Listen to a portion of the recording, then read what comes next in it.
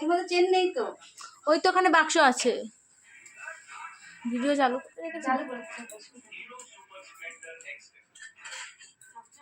এত দামি জিনিস গলায় পরে থাকতে হবে।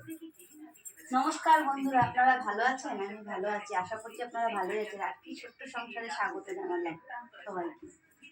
আমার ছেলের আজকে জন্মদিন, তাই আমি যা পেরেছি তাই করেছি। আর বৃষ্টি হচ্ছে, কালকে আগামীকালকে আপনাদের বলাই হয়েছিল, তার জন্য কেক আনা হয়নি। কেকটা আমি হাতে নিজে তৈরি করেছি, যেরকম করেছি সেরকম। কিন্তু দেখতে